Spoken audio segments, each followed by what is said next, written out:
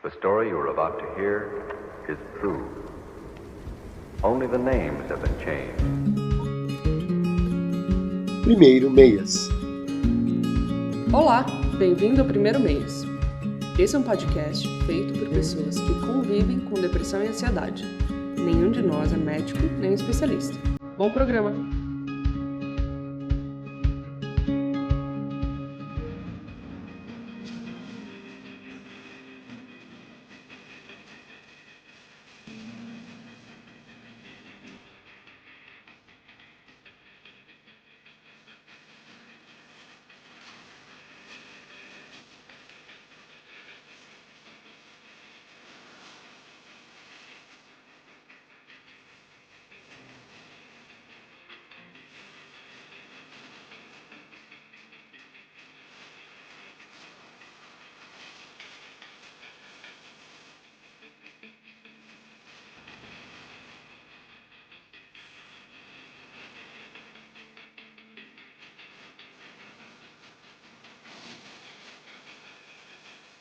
Olá, bem-vindo ao podcast do Primeiro Meias. Hoje o tema é medo. Você tem medo do quê? O medo é natural do ser humano, só que de vez em quando ele pode ser um pouquinho além da conta e te dar ansiedade, te dar crise de ansiedade, ter ataque de pânico. Então, este é um tema muito importante para a saúde mental e a gente vai falar um pouquinho sobre o medo em diversos aspectos. Eu tenho uma teoria e uma técnica de sempre pensar se as coisas que eu estou fazendo ou escolhendo têm a ver com medo ou com amor, pois eu acredito que esses são dois sentimentos fundamentais que fazem a gente lidar com o mundo. Bom, o medo vem como sobrevivência e ele pode ser sentido no corpo de diversas maneiras. Vivemos atualmente numa sociedade que vive com muito medo e isso nos paralisa muitas vezes. Temos fobias, eu, por exemplo, tenho muita fobia de sapo e a Thaís já teve sapo, então medos podem ser relativos. Medos vêm da onde? Da onde que eles surgiram? Da onde que eles estão incrustados em nós e por que a gente sente medo do que a gente sente? E quando que medo é bom? Tem momentos que medo é bom? Vamos iniciar essa terapia em grupo.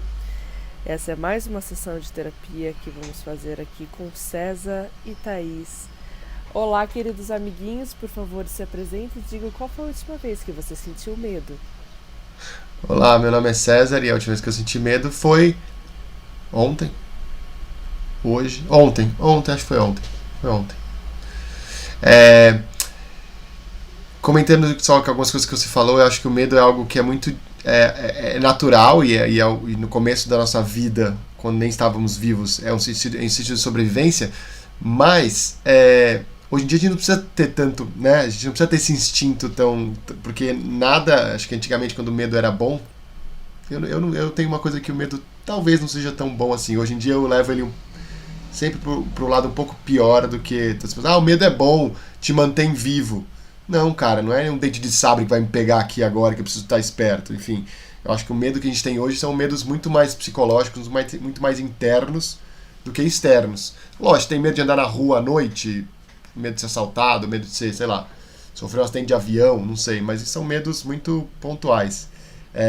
No meu caso ontem, o meu medo foi físico, mas é um medo que, apesar de físico, eu tento trazer para o lado mental e para o lado entender, a partir de um medo físico, como eu lido com meus medos mentais, né? Eu acho que o meu maior medo na vida inteira, desde que eu era moleque, até hoje em dia, é de me expor, é de falar algo e receber uma resposta, não do que eu não espero, mas uma resposta que abafe esse meu...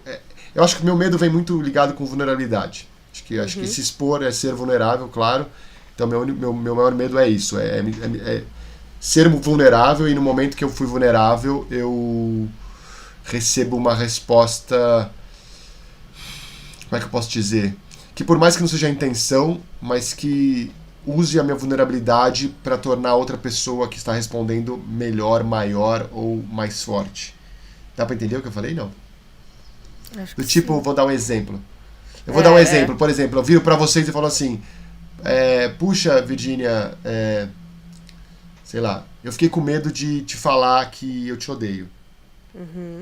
E aí você fala assim, tem que ter medo disso mesmo, porque isso é uma coisa muito feia, muito ruim, sabe? É uma coisa do tipo, cara, eu tô sendo vulnerável, que eu tô tentando te falar uma coisa, tudo bem. No caso, o exemplo foi meio estranho, porque eu falei te odeio, mas enfim, fiquei com medo de falar que ontem você me magoou, sei lá.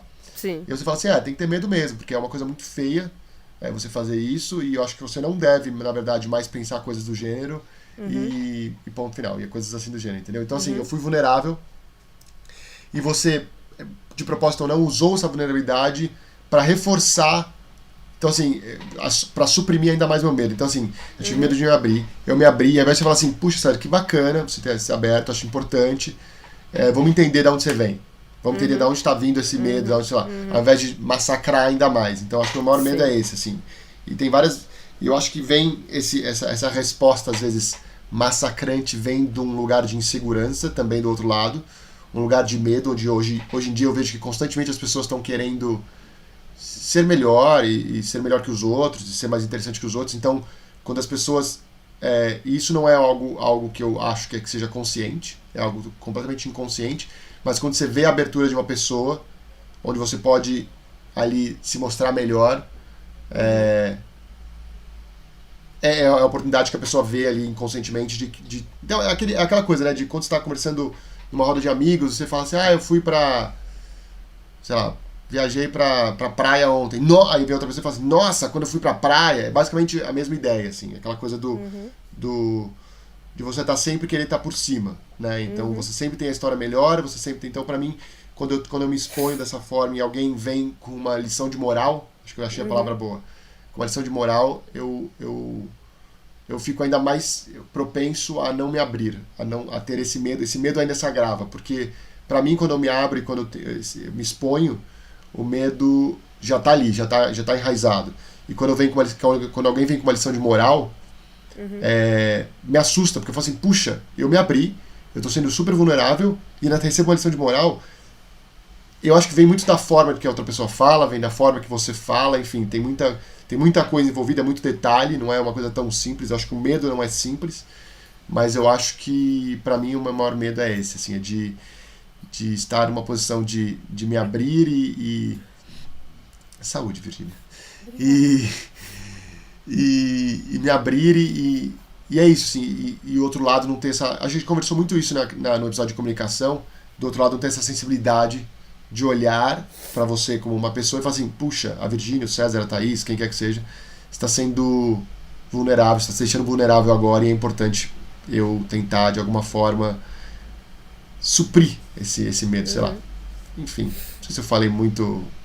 Então, eu queria pegar o gancho aqui do César, que eu acho que, no fundo, oi, tudo bem para todo mundo, né? Meu nome é Thaís, oi, Thaís. Oi, Thaís. Mas eu acho que o maior medo da gente, eu acho que é um pouco um medo que persegue, assim, muito essa época em que estamos vivendo, é esse medo da exposição, né? O medo do olhar do outro, o medo de ser um pouco julgado por diversas formas, e esse é o medo que paralisa muito. Eu fiquei pensando qual foi a última vez que eu tive medo.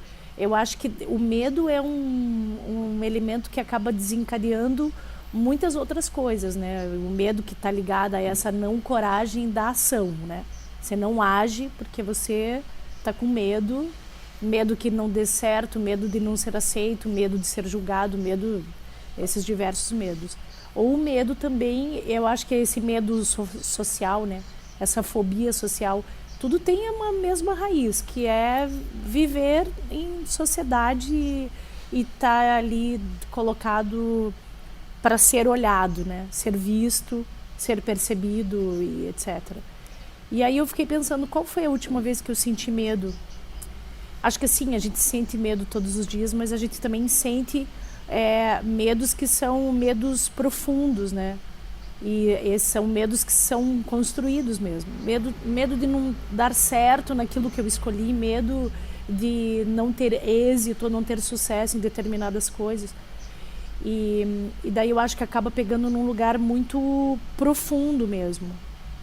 E aí essa coisa que a gente fala, né, essa contraposição que é essa coragem, que é, né, que vai contra o medo, a coragem da ação. Eu acho que é muito difícil você localizar, que é o que a gente falou na frustração, né? Quando você está no meio sentindo isso, é você pegar e falar, então agora vou dar esse passo agora e vou ser corajoso, vou enfrentar o meu medo, vou colocar luz nessa minha sombra aqui. Né? É um processo que não é fácil. Mas qual foi o seu último medo?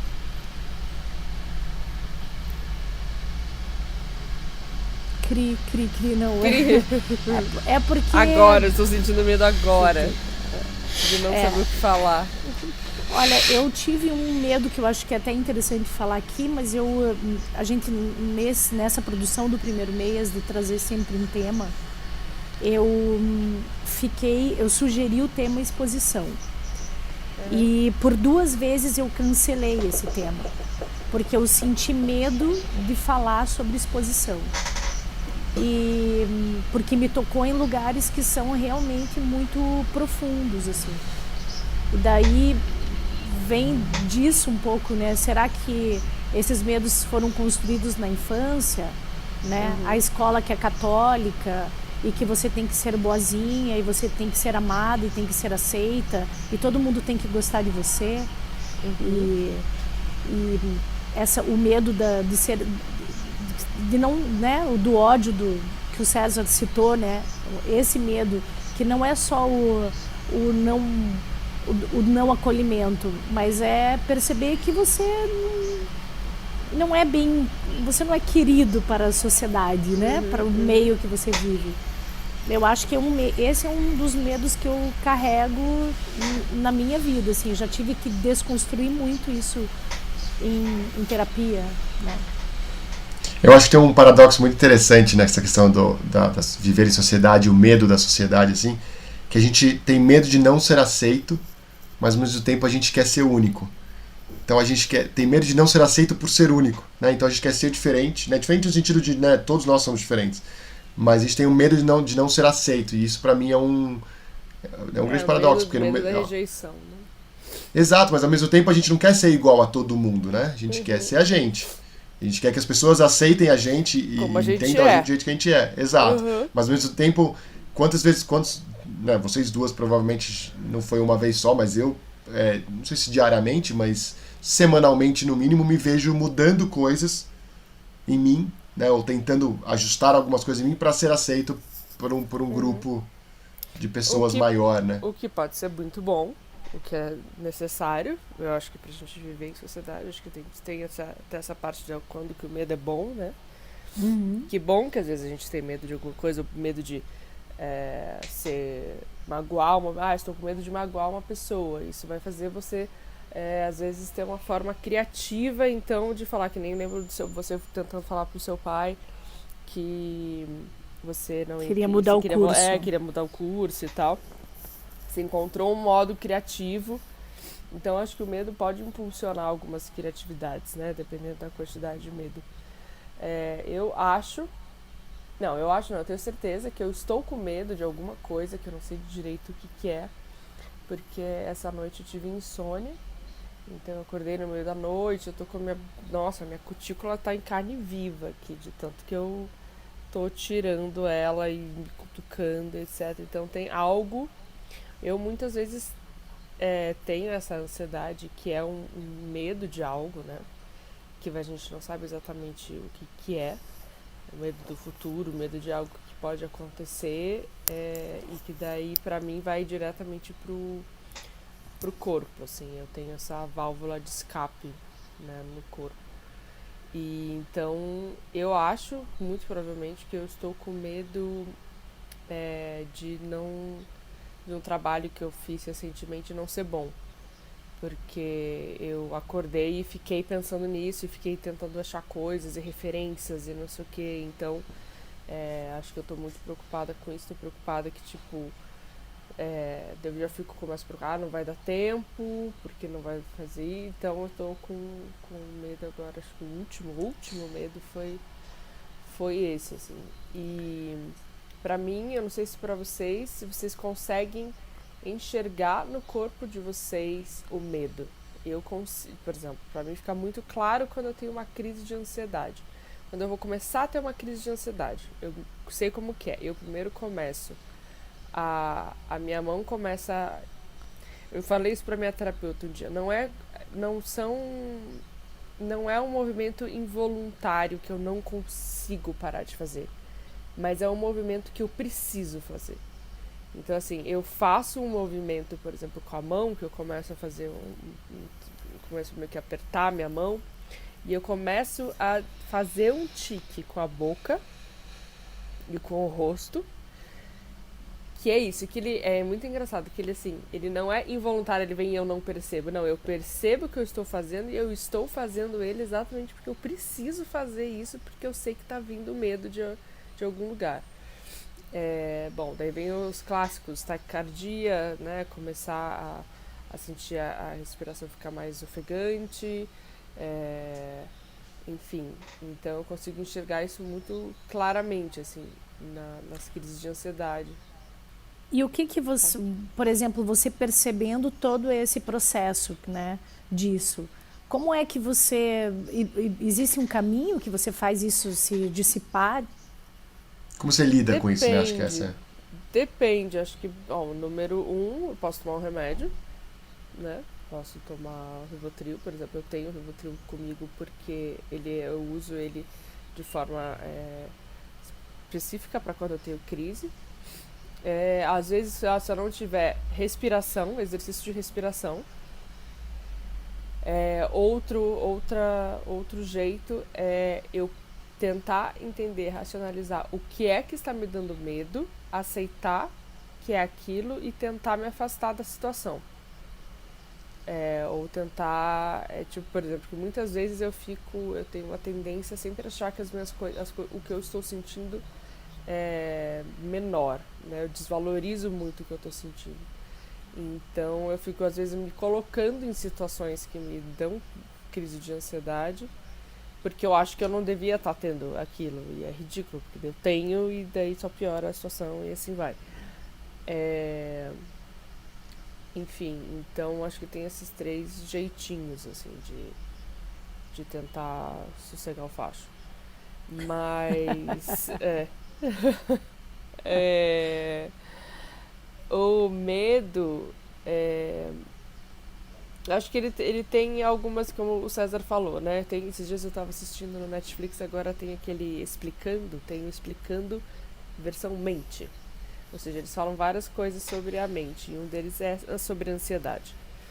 E daí eles explicam, né, essa parte clássica que a gente tem um pedaço no cérebro que é responsável pelo medo e que ele vem muito da sobrevivência, né? Quando a gente estava lá em ambiente primitivo e que você tinha que, de repente, pensar, tá, o que eu faço agora? Eu fico paralisado ou eu corro? Né? Tem essas 2 opções, geralmente.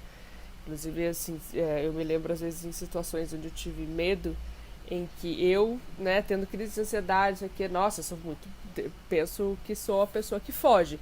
E várias vezes eu não fui a pessoa que fugiu, eu fui a pessoa que ou enfrentou a situação ou ficou paralisada em choque. Então, enfim, tem vários modos, às vezes, de reagir ao medo. Mas que daí o nosso cérebro não acompanhou tanto a nossa nossa evolução como sociedade, e às vezes ele aumenta o nível de adrenalina ali, né, que a gente sentiria na hora do medo, de uma forma que não é coerente com o que você está vivendo, né? Tipo, sei lá, uma prova, né? Uma prova simples, digamos assim. Então você reage, às vezes, a gente ainda reage, corporalmente principalmente, da mesma forma que a gente reagiria a um caso de vida ou morte, né? Que está na nossa frente. Vocês conseguem ver alguma coisa no corpo de vocês quando vocês sentem medo? Sim. Vai, Thaís. Sim, então eu tive uma situação específica que foi exatamente quando começou a me dar bruxismo. E foi uma situação, por exemplo, eu morava na Suíça e os meus sogros vinham para o Peru. E como eu já tinha vindo, assim, de mochileira para o Peru e eu conhecia tal a Bolívia e tal, eles queriam, pagaram para eu vir de guia. E eu não falava bem alemão e eu ia vir sozinha com eles não falavam nenhum outro idioma que não o alemão.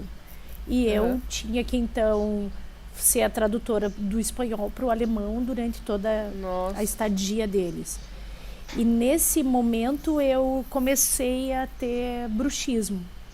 E foi muito, muito desgastante para mim, assim, todo esse processo, porque depois, por exemplo, parece que é quase que um dispositivo, né?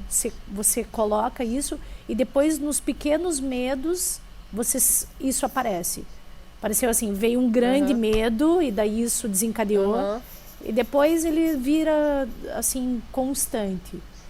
Então tem uma situação no dia seguinte, que é uma situação nem é de medo, mas uma situação de ansiedade.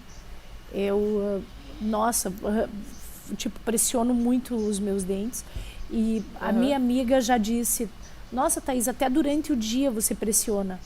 Porque vira quase que é um pouco como você, assim, com a cutícula, essas coisas todas, né? É a válvula de escape. É onde você... É onde a gente coloca o que tá... Parece que é tão grande o que tá dentro da gente que precisa sair de alguma forma. Né? Fala, César. Sabe o que tá acontecendo comigo isso agora, Thaís? Ultimamente. Eu tô sentindo que eu fico... Eu não arranho os dentes. Eu tô prendendo minha boca pra caramba. Inclusive, na semana passada, exatamente, eu fiquei com uma dor na gengiva. Nossa. Eu já tive isso antes. Aí uma amiga minha que é dentista me recomendou uns remédios e tal. Tipo um relaxante muscular para sei lá, tecido mole, carne mole, sei lá como é que chama. E melhorou, tá melhor agora, eu já não sinto mais a dor, mas eu ainda sinto, vira e mexe, eu me pego batendo não, né, mas travando minha boca, que eu não sei porquê, não sei se é algo que tá acontecendo que eu não sei, mas enfim. Pra mim eu sinto de diversas maneiras, né, acho que a maneira mais clássica pra mim, quando eu tenho algum medo, eu não consigo ficar parado. Eu tô mexendo a perna, eu tô... balançando, sabe? Quando você fica balançando a perna, ou eu não consigo ficar sentado, não consigo relaxar, se eu tô deitado na cama eu tenho que ficar mexendo minha perna. Talvez é algo muito relacionado à perna, não sei. Ontem, por exemplo, eu tava... Pernas não sei se já comentei. inquietas, você já procurou sobre isso? Não. Sim, é sério. É mesmo? É uma situação. Parece que assim, quando fica... Parece que meu, tipo, o sangue não flui direito. É bem aqui na parte de baixo do joelho, assim, perto da batata da perna, nessa parte da perna, assim. Enfim, sinto dessa forma. Ontem, eu não sei se eu já falei aqui no podcast, mas eu comecei esse ano a entender, porque não é brigar contra o meu medo, não é ultrapassar o meu medo, é entender o meu medo de altura. E eu comecei a escalar. E no começo era um medo paralisante, assim, era uma coisa que eu nunca tinha sentido na minha vida. Eu literalmente paralisava de uma forma geral. Eu tava lá em cima, sei lá, 3 metros de altura, que nem era tão alto, e eu paralisava. Eu parava de respirar, eu não conseguia mexer meu corpo, a única coisa que eu conseguia era pensar. E eu pensava, o que tá acontecendo, meu Deus? Aí o cara lá embaixo, meu professor, falava, se solta então que eu te desço. Não sei, não consigo me soltar. E ontem eu fui, depois de uma semana parada, eu fui escalar de novo e de fato eu tava subindo, a primeira via lá que eu tava subindo, a minha mão travou, eu não conseguia fechar a minha mão. E eu, enfim, terminei a escalada de uma forma mais estranha, mas eu não conseguia fechar a mão direito. Então, eu sinto de diversas formas. Lógico, como a Virginia falou, a taquicardia é algo que é sempre normal, não sei se é num nível que seja considerado taquicardia, mas é aquela coisa que o seu coração começa a bater, pular do peito. Acho que a taquicardia ela sai do beat, né, mais ou menos, mas a minha é quase que uma sensação de que o coração vai pular para fora, assim, sabe? Então eu acabo sentindo de diversas formas, depende do medo e depende da situação que eu me encontro, assim. uma das formas que eu tento lidar com essa coisa do medo uma das coisas é a comédia, né? É fazer piada. Porque é quase que eu expulso as pessoas, né, daquela coisa, eu tô fazendo piada para as pessoas saírem de perto de mim, não É a no forma de sentido ruim, né? proteção, né? Exato, Dá uma para não proteção, mostrar tipo, que se eu eu tô... fizer piada de mim, tipo, algo da situação, se eu conseguir rir disso, tipo, ninguém vai conseguir... E às vezes não é nem da situação, às vezes é uma piada terceira, assim, sabe? É uma piada geral, assim, tipo, olha só o passarinho no céu, enfim, isso é uma piada, mas enfim, eu tiro completamente a atenção de mim, né? Então e várias vezes que eu falo essas coisas, nossa, eu tô super ansioso, eu tô super com medo, tá? As pessoas, nossa, Júlia, você tá fazendo piada? Eu falo, exatamente. Quando eu faço muita piada, é exatamente essa a intenção, assim, talvez talvez tirar outra pessoa, mas me tirar também desse sentimento de medo, assim. Então, enfim, eu sinto de várias formas, assim. Engraçado você tem- falar isso. Desculpa, fala, Vi. Fala. Não, rapidinho. Uma amiga minha, quando ela fica com muito medo, ela começa a dar risada. Ah, Fala. não, eu achei engraçado isso da você fazer a escalada, porque eu, quando eu fiz uma escalada também, assim, era a primeira vez que eu estava escalando e era num lugar que a gente foi que tinha muita gente escalando. Então, você, tipo, era uma... Assim, você tirava o pé de uma pedra, o próximo colocava o pé. Assim, era um negócio... Um tráfego, alto tráfego da escalada. E eu pensei, nossa, eu nunca escalei e agora eu tô aqui, tenho que escalar e eu não posso errar. Porque atrás de mim tem, tipo, 20 pessoas vindo. E esse medo veio do erro, né? Não veio o medo da altura como veio pro César, mas veio o medo do erro, tipo, que eu não vou ser capaz, né? E eu acho que a gente pega de novo nessa coisa, na verdade, não era nem o eu me expor, porque eu não conhecia absolutamente ninguém, eu estava em outro país, eu estava numa outra situação, mas de repente eu pensei, tá, e se eu errar? E se eu errar, eu vou estar colocando todo mundo nessa situação. Sim. A primeira vez também que eu fui esquiar, né? Tipo, tem essas esteiras que você aprende, né, a esquiar, tipo das crianças, né? Eu fui nessa coisa das crianças. Aí é uma esteira. E quando você termina essa esteira, para você aprender a abrir a perna assim para ir freando, você tinha um buraco ali, eu tinha que sair. E atrás é tipo uma escada rolante, veio muita gente. Nesse dia eu caí no buraco e eu não conseguia sair do buraco, as pessoas foram tipo... engavetando, sabe? Rolou um engavetamento no esqui ali da Thaís. E daí isso que aconteceu, tipo, eu cometi um erro, né? Eu não fui capaz, e daí eu não queria mais. Aí eu achava que eu não era mais capaz de esquiar. E aí, com isso, eu, tipo, falava, não, eu espero aqui, vão lá. É horrível, porque isso você são deixa os de fazer erros. coisas, você deixa né? de fazer muitas coisas, né? Agora, é interessante que, por exemplo, você tá contando isso e eu tô achando você muito legal por isso ter acontecido com você e você estar contando, sabe? Por exemplo, eu acho muito mais chato aquela pessoa, ai, nossa, fui esquiar a primeira vez e já arrasei, não sei o que. Só que é engraçado, a gente tem medo, né, eu tenho muito medo de fazer papel de ridículo, muito medo. Então eu deixo de fazer muita coisa por causa desse medo do ridículo. Que daí eu tava pensando como o medo foi semeado provavelmente nas nossas infâncias, né? Nos nossos primeiros anos de vida a gente tem sementinhas de medo que daí carregam-se com a gente, que a gente às vezes nem sabe da onde que surgiu, assim. Eu acho que o meu medo principal, o central, eu tenho muito medo da solidão, né? De uma solidão profunda, assim, uma solidão total. E daí esse medo da solidão me faz ter vários outros medos, que é o medo de errar, para daí não ser rejeitado, o medo do ridículo, né? O medo de me expor, o medo de falar o que eu quero, né? Muitas vezes eu me vejo com medo de falar exatamente o que eu quero por medo da pessoa, que nem o César falou, da pessoa falar, tipo, tá, então você vai ser assim, obrigada, beijo, te odeio. E a gente, é engraçado que às vezes a gente só vence esse medo, né? A gente só sai dessa crença, né? Porque às vezes os medos também viram essas crenças, que vai ser assim,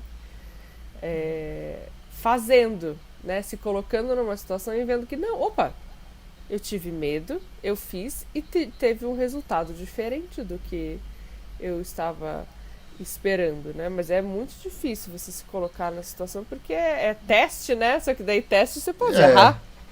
Teste mas viu, pode Vicky, não dar certo. mesmo que seja o resultado que você esteja esperando, é que eu, de novo, eu volto para a coisa de hoje em dia, e eu fico, nós três, a gente faz terapia, a gente conversa, a gente faz essa terapia em grupo nosso, a gente faz o primeiro mês, então a gente tá ligado no nosso medo, e eu acho que acho que o primeiro passo não, mentira, mas ajuda muito a aceitar o medo, é o que você falou. Quando eu tô com medo, eu sei que eu tenho aqueles, enfim, esses tics que eu tenho na mão, então eu tomo, enfim, o remédio, eu aceito o medo com ele aqui, por pior que seja o medo, claro, mas assim, e aceitar não quer dizer, tipo, tudo bem, me entregar pro medo, mas aceitar é entender que estou com medo.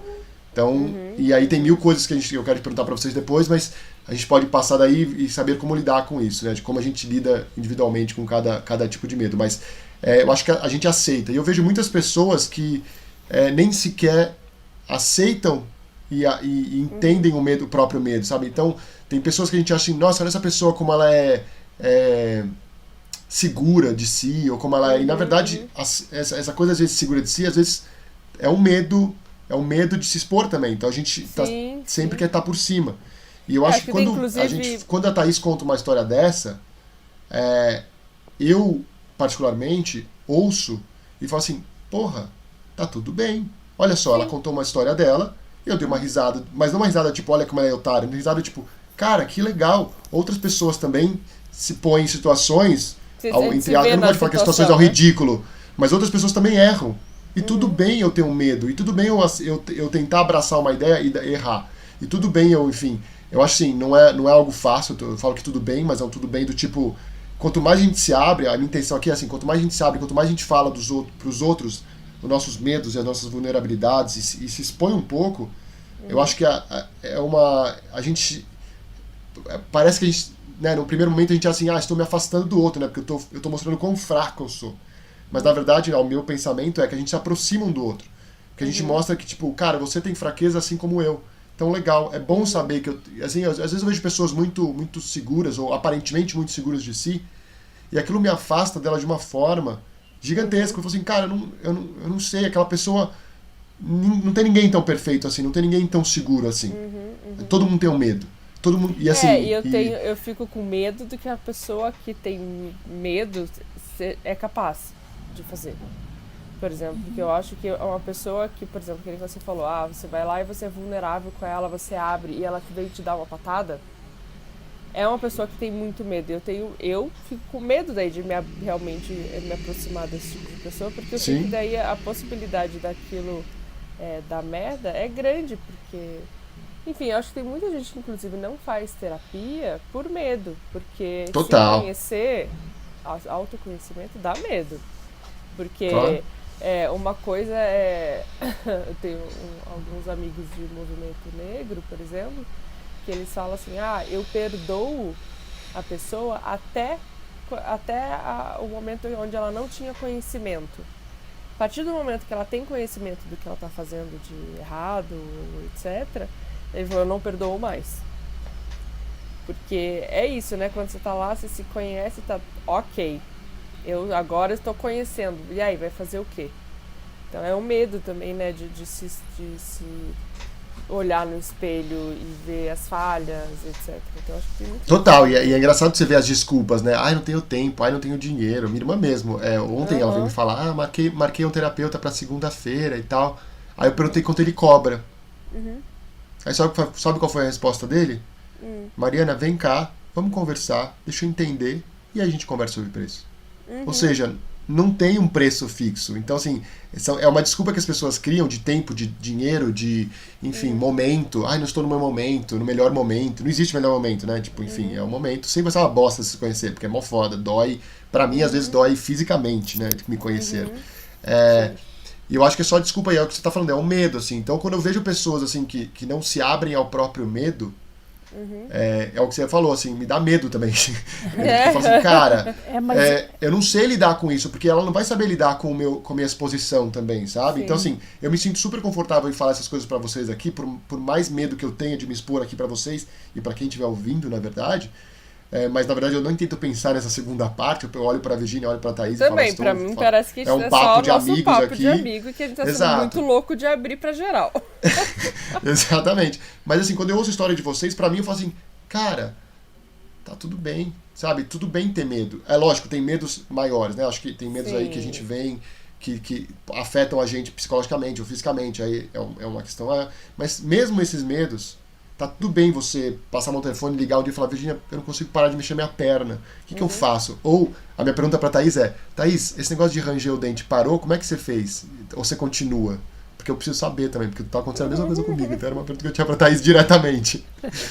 Não, então, o que eu comecei a fazer, na verdade, era... Eu usei uma técnicazinha, assim, da antroposofia, que é fazer uma retrospectiva do teu dia antes de você dormir. E daí são 3 perguntinhas, assim, que você faz, né? Uma é... Como foi o meu dia? Tipo, eu fui verdadeiro no meu dia? Ou no que eu não fui verdadeiro? A segunda é... Eu agi com beleza, que é o segundo tópico, né? Que você pensa de que forma que essa beleza vai... a beleza, digamos, ela é o contraponto do poder, né? É o que a gente tem falado aqui sobre estar humilde, ser frágil, se expor, né? E isso, ao olhar da antroposofia, é um olhar, tipo, do belo. Não aquele belo lá, tá? E o outro é o medo, que é do que eu tive medo, que é a contraposição da coragem, né? E aí eu comecei a fazer esse exercício um pouco, assim, respirando e pensando no que eu posso ser melhor amanhã, o que hoje não foi bom e tal. E de fato melhorou. Eu sei que eu fui no dentista agora em maio, porque quebrou, eu usava plaquinha, eu usei durante muitos anos. Me recomendaram essa plaquinha também. Essa plaquinha. Mas essa plaquinha, na verdade, eu te digo que ela é só uma proteção do dente. Você não para de ranger por causa da plaquinha. Mas só não fica espremendo seu dente, né? Você fica espremendo a plaquinha, você não espreme seu dente. Exatamente. Mas o meu, eu cheguei a cortar a plaquinha. A plaquinha, tipo, da parte de trás, assim, ela, tipo, se despedaçou, assim. E aí agora eu fui numa dentista que eu falei umas 3 vezes pra ela da plaquinha, que a minha tinha quebrado, queria fazer, ela, tipo, me ignorou.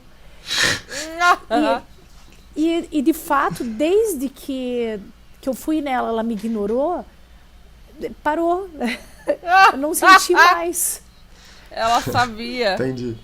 Porque parece que também pra mim era, meu Deus, eu não posso ficar sem a plaquinha. Eu tava meio desesperada, assim, né? E a plaquinha... De ficar sem... Com medo de ficar sem a plaquinha. Mas, de repente, eu me libertei disso e melhorei, assim. Então, por enquanto, tá sob controle. Mas essa coisa de fazer um pouco uma retrospectiva é um pouco esse exercício terapêutico que a gente faz aqui também. Mas aí a gente faz diário. Claro, eu não fazia diário, né? Mas eu fazia sempre que eu lembrava, quando eu sentia que já começa a doer no maxilar, assim, durante o dia mesmo. Dá dor de cabeça. Mas eu acho tenho uma que pergunta pontual dispositivos mentais, assim, né? Ajuda vocês, por exemplo, a Virgínia citou o medo dela dessa coisa do trabalho, que ela não acha que ficou bom e tudo mais. O quão útil, ou o quão não útil, não sei se a palavra é útil, mas o quanto ajuda as pessoas a falarem assim, não, vai ficar tudo bem, fica tranquila, ficou ótimo, ou você tá ótimo, sabe? Porque às vezes eu acho que também tem um ponto que quando a gente guarda o medo pra gente, ele vira um monstro gigantesco. E talvez quando a gente exterioriza o medo, e eu tenho mais esses papos com a Virgínia bastante, às vezes eu até fico bravo com ela, ela não sabe disso, vou contar isso agora ao vivo, de que ela ela reduz o medo. Às vezes o meu medo que eu exponho, ela reduz, ela fala assim, não, mas espera aí, mas não tô entendendo, por que tudo isso? Por que você tá fazendo tanta coisa? Por que você tá fazendo tanto alvoroço a isso? E na hora vem a raiva, isso. Faz isso. Mas calma, tem um bom final, é o final feliz, é o final onde a gente anda em direção ao sol. Tá. no começo eu fico com uma raiva, tipo, como assim? Você tá reduzindo o meu medo a pó? Mas no final eu penso assim, cara, talvez eu esteja aumentando o meu medo, né? Talvez eu esteja ainda usando o meu medo. Talvez ele nem seja tão medo assim. Talvez é simplesmente uma reação minha, enfim, algo... Mas o quanto ajuda ou piora pra vocês alguém reduzir... E eu acho que tem muitas formas de reduzir, tá? Acho que a Virginia reduz de uma forma cautelosa e sensível. Não é do tipo, nossa, é um bosta, para de pensar assim.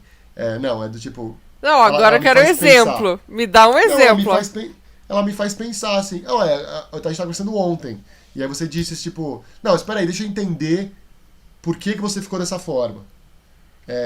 Sabe? Tipo, enfim, depois eu te conto. Mas eu acho que aí é muita exposição pra um podcast só. Mas você perguntou pra mim, eu lembro dessa pergunta, assim, peraí, você escreveu exatamente isso. Peraí, deixa eu entender por que você ficou dessa forma. E aí você me forçou a te explicar por que eu fiquei daquela forma. E na minha explicação eu fui vendo, tipo, de fato, por que eu fiquei assim? Será que é um medo meu? Ou será que eu tô só endeusando um medo que na verdade não é um medo, na verdade é só uma frustração? Ou é um... Enfim, tem muitas coisas. Mas e eu só vou voltar à minha pergunta, porque ontem mesmo a gente estava conversando e esse negócio do trabalho eu estou envolvido e eu falo pra você, olha, não, bacana, não, olha, vai dar certo e tal. E isso parece não resolver, né, não melhorar, de certa forma, o seu medo ou, enfim, essa sua angústia. E eu queria entender o quanto isso ajuda ou piora pra vocês, assim, alguém... Né, a minha pergunta no final é a seguinte, como vocês conseguem, de alguma forma, diminuir esse medo e lidar com ele? Não lidar, porque assim... não lidar, mas enfim, como é que vocês conseguem diminuir? Como é que vocês chegaram na consciência de falar assim, não é tão assim, dá pra eu viver a minha vida, enfim?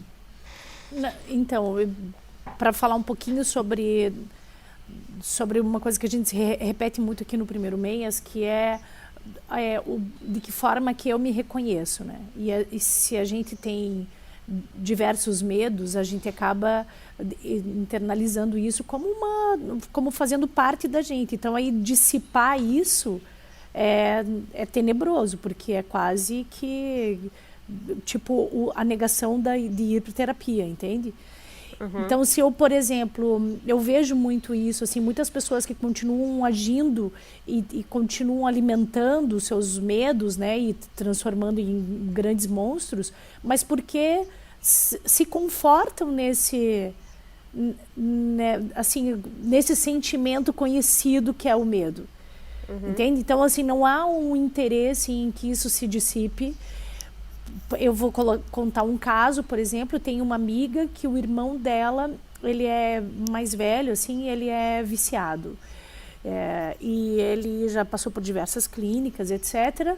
E aí eu falo, puxa vida, mas olha, vamos pensar formas. E a gente falando, como é que pode e tal. Ela falou, não, a minha família não tem interesse que ele se cure, porque eles, na verdade, eles trabalham dentro dessa ideia de que se ele se curar, a família se perde. Porque hoje a família se reúne, ele é a doença dele é o que sustenta, é um pilar dessa família.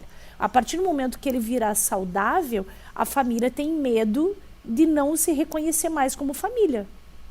Nossa. Então a família alimenta um pouco que profundo, meu Deus. É muito profundo, mas é muito interessante quando você percebe o quanto a gente alimenta medos até como não é uma zona arma, de né? conforto, mas é porque uma às vezes zona o de medo conforto. você já sabe como é o medo. Exatamente. O medo você já conhece, então ele pode ser uma zona de conforto também, às vezes, para você. Então, às vezes, a gente se coloca em situações onde a gente vai ter medo, porque daí vem o medo de ser feliz, porque a gente, né, se reconhece muito mais, às vezes, nesse lugar. Que interessante, Thaís. Parabéns. Thaís deu uma estrelinha. Mas o César falou assim, como é que a gente dissipa esse medo, né? Como é que a gente lida e torna ele menor cotidianamente. Eu acho que tem um livro da Aimee que é O Medo do Escuro, que se chama O Escuro. Ela escreveu um livro? A sua filha é incrível. É incrível. Lançou, já tem 300 mil cópias vendidas. Toda vez que você fala da Aimee, sabe o que eu imagino? Eu juro, eu penso assim, é naquele mago do Caverna do Dragão. Toda vez que você fala nela, eu imagino ela com um roupãozinho vermelho, com uma bengalinha, falando oi. Nossa, eu sou muito fã da Aimee, sério. Eu também, ela escreveu um livro agora. Não, então, aí um livrinho que a gente lê junto se chama O Escuro e conta essa história do menino que tinha medo do escuro e um dia queima a luz do quarto e ele precisa descer no porão para pegar a lâmpada. E aí o escuro fala com ele, é o escuro que guia ele até ao porão para abrir a gaveta e pegar a lâmpada e trocar. A partir daquele momento ele se torna íntimo do escuro e fica amigo, então ele enfrenta o medo dando as mãos pro medo, que é o que o César já falou sobre, né, subir, a fobia de altura, etc. Sim. Eu acho que é isso, eu acho que a gente vendo o medo também como um aliado, né? Eu acho que esse é o grande exercício cotidiano. A gente tem medo todo dia, né? Todo dia, assim, medos internos. Né, diminuindo o monstro, acho que já é uma coisa.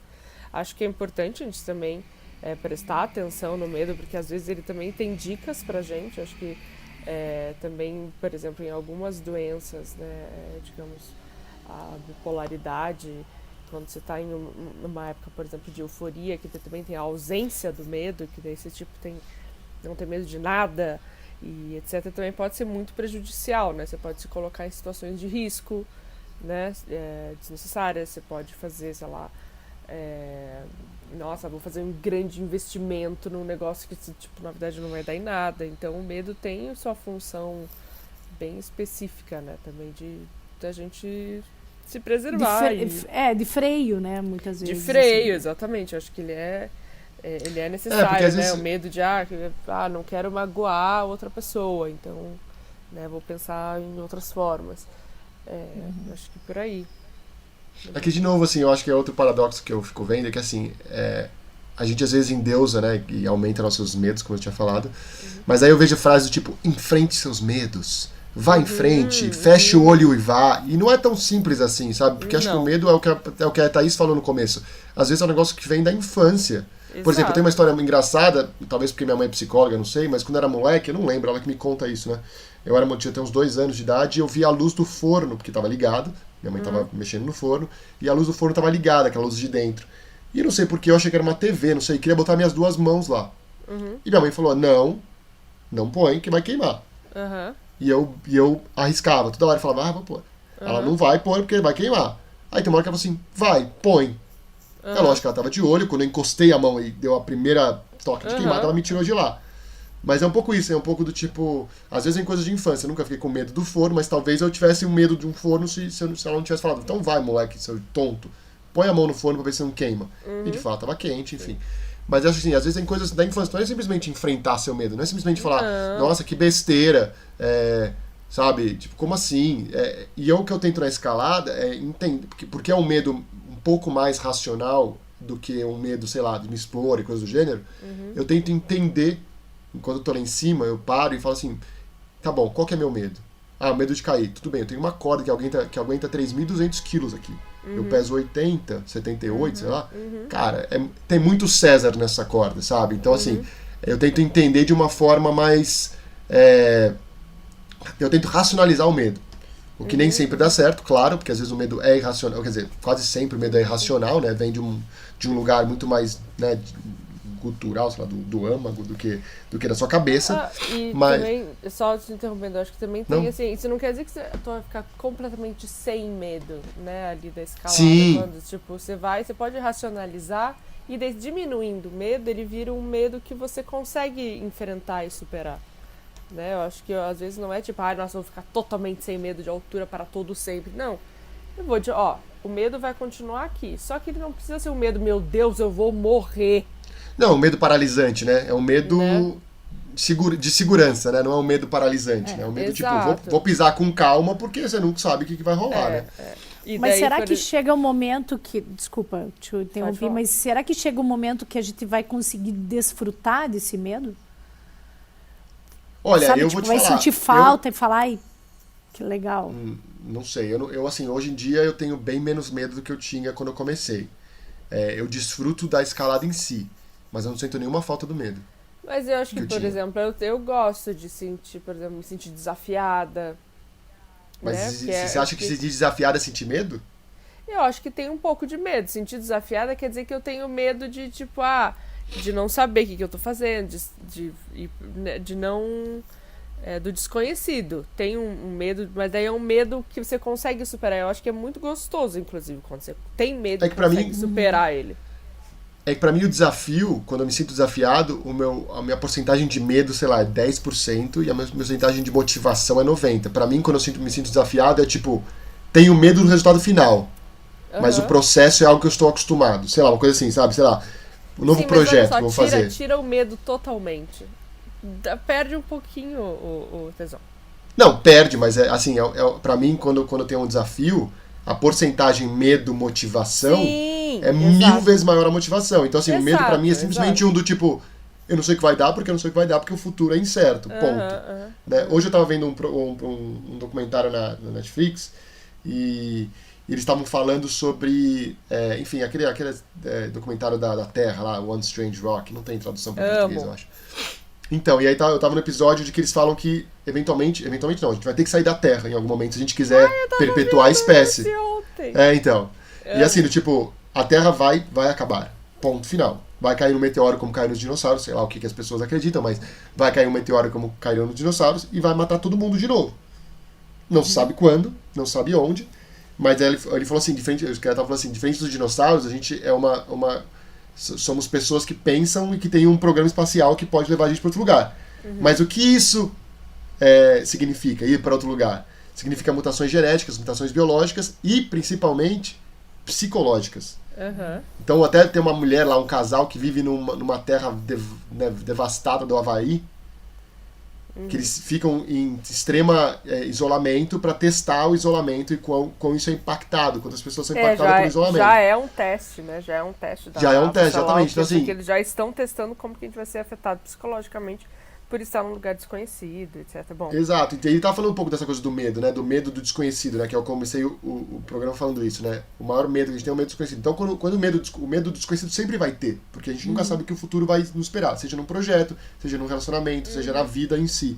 Mas quando essa motivação é maior que o medo, pra mim vira o desafio e pra mim tá tudo bem, pra mim é gostoso. Então, hoje, por exemplo, na escalada, não é 90-10, mas a motivação tá um pouquinho maior que o medo. Então, por mais que eu tenha medo de subir, eu ainda...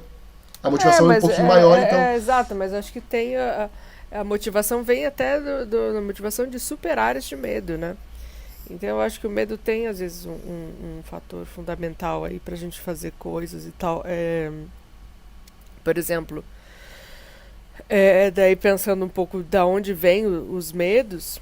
Eu comecei a falar da morte do meu pai, assim, é meio recente, assim, que eu comecei a falar da morte do meu pai em terapia e etc. E eu fui descobrindo o quão importante e significativo foi ele ter morrido quando eu tinha 4 para 5 anos, que é uma idade fundamental, assim, para criação da psique e de tudo que você será como pessoa.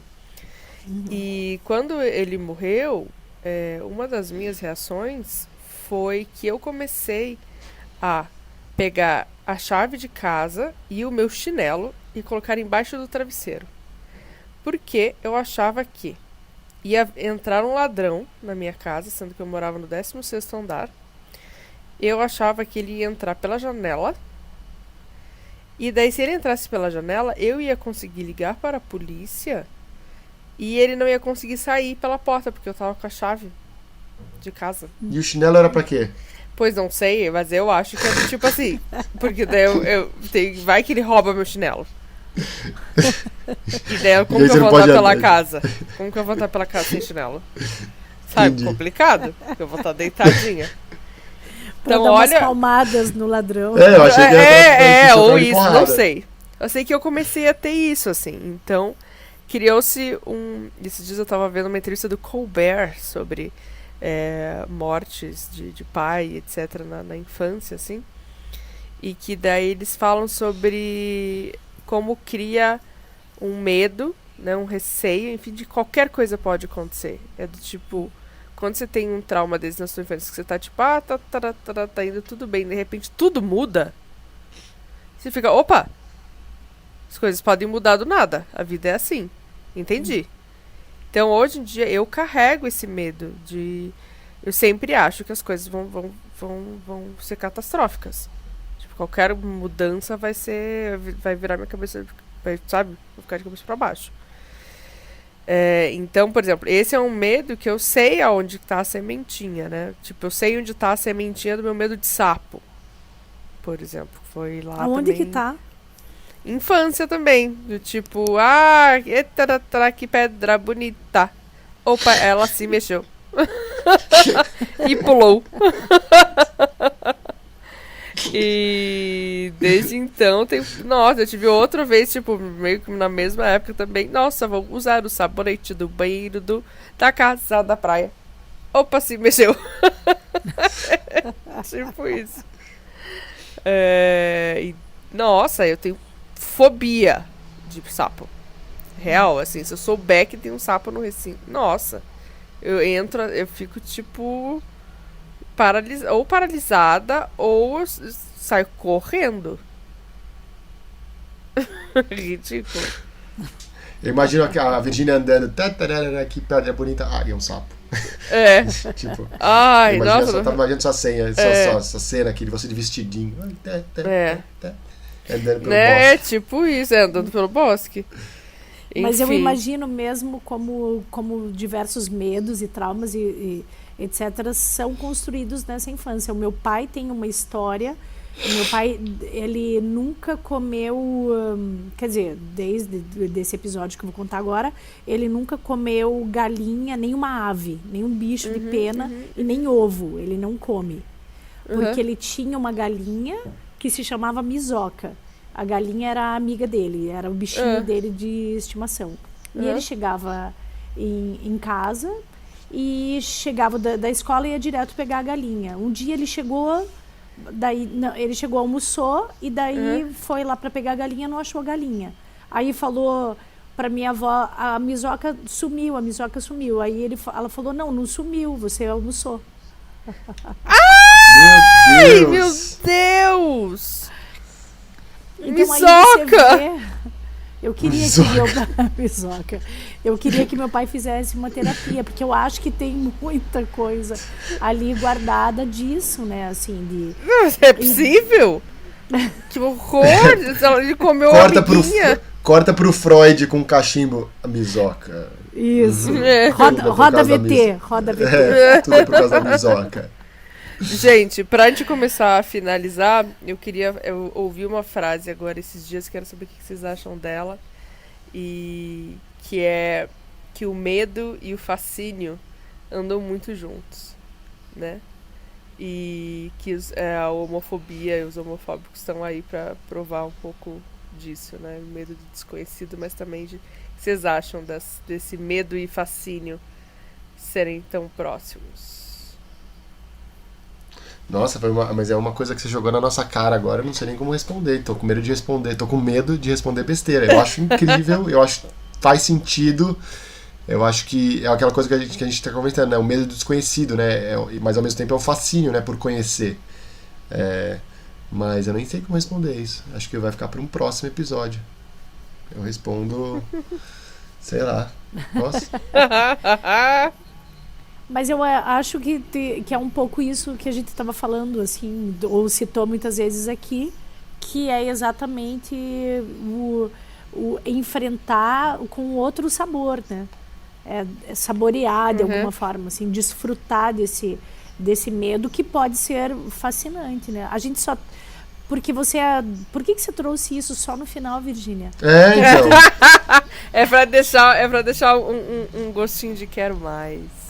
Porque a gente poderia ter... moleque, é pra ter um fascínio. Ter tratado do medo até de uma forma um pouco mais... de um lado mais da fantasia. Porque agora você abriu o leque de um outro lado do medo. Agora tem mil coisas pra falar sobre medo, dessa coisa do fascínio mesmo. Tipo, putz, a gente compra, entre aspas, brigas às vezes, pelo fascínio de conhecer. Então, por mais medo que a gente tem, a gente quer só... Ah, Virgínia, que saco. Agora vai ficar pro próximo episódio. Fiquei bravo com você ontem e fiquei bravo com você hoje agora também. Gente, o César... Nossa, o César deve ficar muito bravo comigo disso, não tem noção. E ele não fala. Tenho certeza absoluta que várias vezes ele me odeia. Olha, várias eu não vezes. vou mentir, porque a gente tá aqui abertamente. Sim. Sim. A resposta é sim. Olha, mas isso me dá menos medo, porque, olha, mesmo assim, ele continua voltando. Exato, eu sei. Mas a última vez que eu fiquei bravo com você, eu demorei 10 anos pra reencontrar. Brincadeira. É brincando Teve que se isso. fala, né? Exatamente. É a piada, né? Lembra que eu falei que eu me escondo atrás da piada? É isso aqui, ó. Pronto, então, brincadeira. aí, ó. Não, mas fico mesmo. Mas enfim, chegamos ao nosso final, então. Depois dessa bomba que você jogou aqui, vai ficar pro próximo. Medo Sim, X fica para o versus próximo. fascínio. Aham. Então tá bom, gente. Tá bom. Sigam a gente no Instagram, Primeiro Meias. Mandem e-mail caso seja necessário, primeiromeias@gmail.com. E esse podcast está disponível nas mais diversas plataformas. Liguem e mandem mensagem pra Thaís se precisarem, é 048 9. E Ela vai também tá- tem a nossa playlist, né, das músicas no Sim. Spotify, Sim. que tá bem bacana. As músicas que a gente vai colocando sempre lá, a gente sempre escolhe, né, que tem a ver com o tema. E fala, César. Não, e é isso. Estamos preparando coisinhas novas pra vocês que ainda estão chegando. Ai, que medo. Não, você sabe dessas coisas. Eu acho que você sabe. A gente conversou ontem sobre isso. Eu sei, era só pra fechar o programa. É produtos derivados. A Tá gente vai ter o parque de agora que- diversão. label Vai ter de o carro, meias. um carrinho de medo, sabe? O carrinho do terror. É a noite do Daí terror. vem alguém vestido de ansiedade, tipo, Ai, gente. Aí no começo tem duas filas, né? Terapeutizados e não terapeutizados. Aí os não terapeutizados aparece Freud, Jung. exato.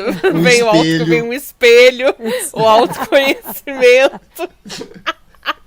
Olha que incrível, cara, impressionante. Isso vai dar muito Ia certo. ser demais. E pros terapeutizados vem é isso, vem tudo que você já sabe mesmo. Exato. Vem um copinho com Rivotril, aí você toma só água. Acabou. Placebo. Placebo.